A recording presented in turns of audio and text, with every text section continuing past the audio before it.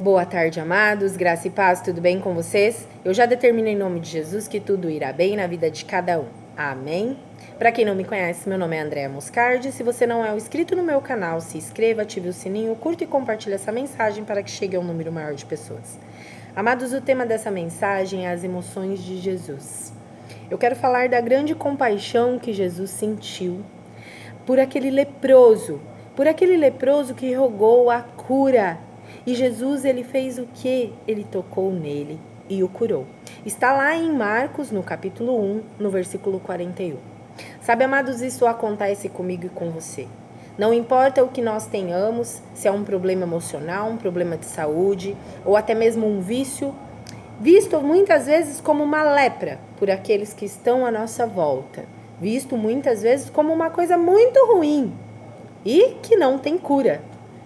Basta nós nos chegarmos a Jesus, rogarmos a Ele, e Ele tocará em nós e nos sarará, assim como Ele fez com aquele leproso.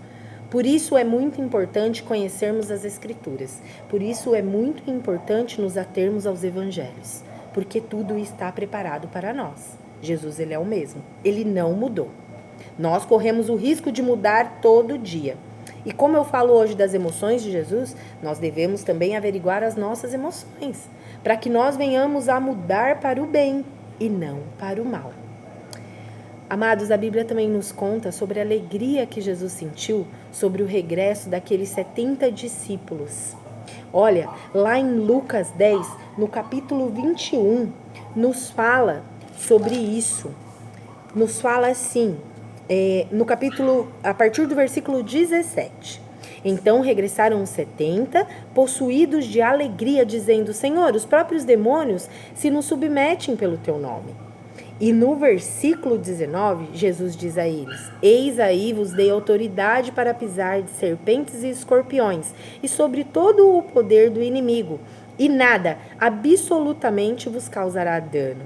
Sabe, amado, Jesus, ele é o salvador dos humildes. E o motivo da alegria de Jesus, nesse caso, foi porque o Pai revelou a verdade aos simples, sabe? O Pai mostrou que cada um de nós, a nós, foi dado o poder para pisarmos em serpentes e escorpiões e para que nada, absolutamente nada, nos cause dano.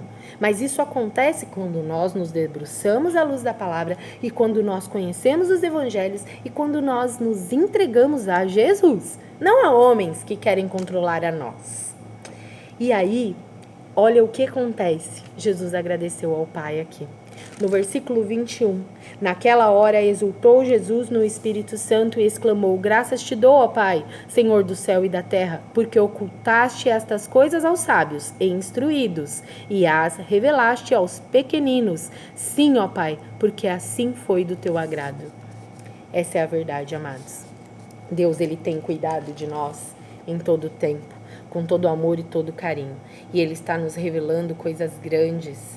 Então não fique aí cabisbaixo, achando que as coisas acontecem só para o irmão ao seu lado. Não, Jesus tem grande alegria quando você pega o entendimento da palavra, sabe? Foca na palavra, que o entendimento vem. Vamos para o terceiro. Amados, Jesus teve grande ira e grande pesar. Sabe por quê? Porque era sábado. E no capítulo 3 de Marcos nos conta, noutra ocasião ele entrou na sinagoga, Jesus entrou na sinagoga, e estava ali um homem com uma das mãos atrofiadas. Alguns deles estavam procurando um motivo para acusar Jesus. Sabe quem eram eles? Eles eram os fariseus, amados. Sabe o que acontecia com os fariseus? Eles eram duros de coração. E aí, eles ficavam observando atentamente para ver se ele iria curá-lo no sábado. E Jesus disse ao homem da mão atrofiada: Levante-se e venha para o meio. Sabe, amados, Jesus ele estava irado com os fariseus porque eles ficavam inventando regras sobre o sábado que colocavam em oposição às verdadeiras intenções de Deus na lei. Essa é a verdade. Então quer dizer que dia de sábado Jesus não cura. Dia de sábado Jesus não faz o milagre e não opera. E aí Jesus sentiu grande ira. E no versículo 5 ele disse assim, e nos diz assim: irado, olhou para os que estavam à sua volta e profundamente entristecido por causa do coração endurecido deles, disse ao homem: estenda a mão. Ele a estendeu e ela foi restaurada. Sabe, amados, ele interpelou os fariseus e curou o homem. É assim que Jesus agia. E é assim que você e eu devemos nos posicionar. Sabe? Quando nós, intercessores, oramos, e todos nós somos intercessores universais, orando pelo bem do outro. Mas, quando você é um intercessor que realmente se debruça na palavra, que realmente busca, o Senhor te caminha, te conduz pessoas para que você ore canalizado sobre aquele determinado assunto. E às vezes encontramos fariseus aí dizendo que não é certo orar por tais coisas. Sabe, amados, precisamos estar debruçados na palavra, para que nós não venhamos a parar aquilo que Jesus nos manda fazer, e não o que o homem quer que façamos. Olha, a angústia que Jesus sentiu.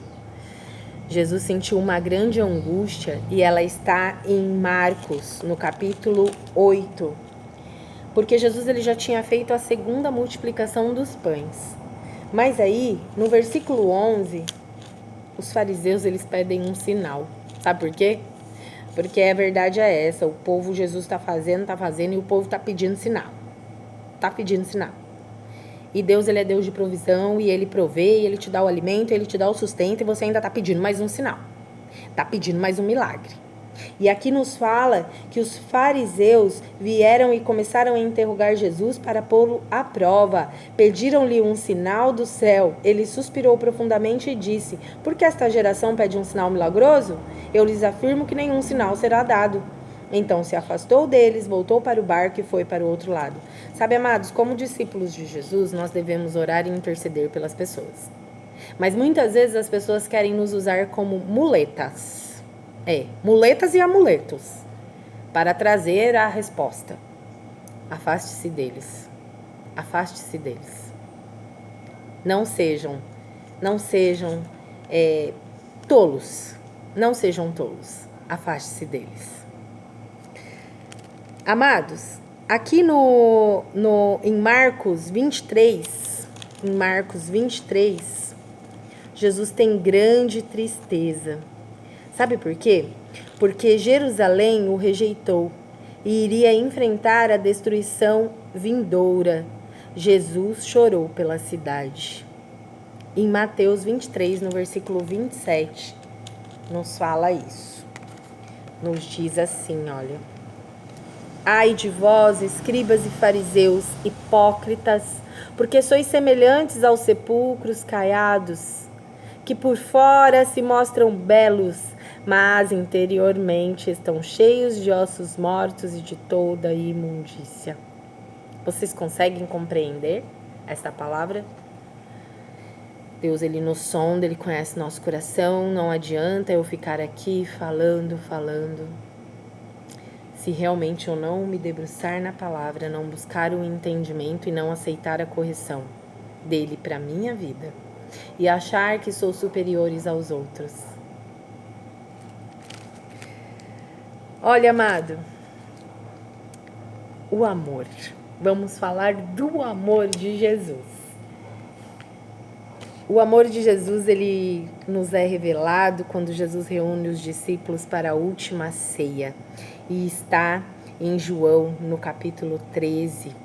Jesus, ele lava os pés dos discípulos um pouco antes da festa da Páscoa, sabendo Jesus que havia chegado o tempo em que deixaria este mundo e iria para o Pai. Tendo amado os seus que estavam no mundo, amou-os até o fim. Amados, ele deu a vida por mim e por você. Ele nos amou até o fim. Ele sabia que a partida dele estava próxima. E ele não se negou a nos amar.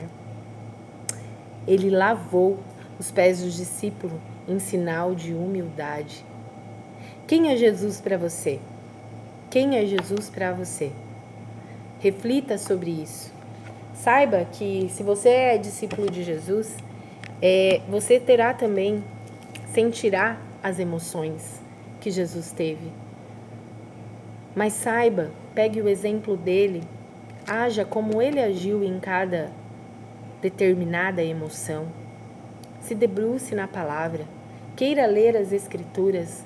Não fique aí atordoado quando os doutos na palavra jogam-lhe imposições ou querem muitas vezes dizer que só eles têm o conhecimento e você não. O Senhor é o mesmo, Jesus é o mesmo. Ele trabalha na sua vida para que você tenha cura.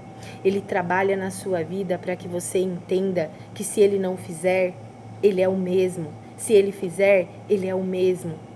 E amados, uma coisa que eu aprendi muito grande. Ele não depende de nós. Nós dependemos dele. Ele não depende de nós, mas nós dependemos dele. Mas ele fica muito feliz, quando cada um de nós, com o coração humilde e quebrantado, se achega a ele. Portanto, amados, que no dia de hoje você possa refletir quais têm sido as suas emoções. E se você é um discípulo de Jesus, como você tem agido em cada uma delas. E como você tem se fortalecido. Em quem? Em o quê? Porque o fortalecimento real, leal e que te suprirá toda necessidade, a provisão diária para a sua vida é o Evangelho. São as Escrituras. Se debruce nela. Graça e paz.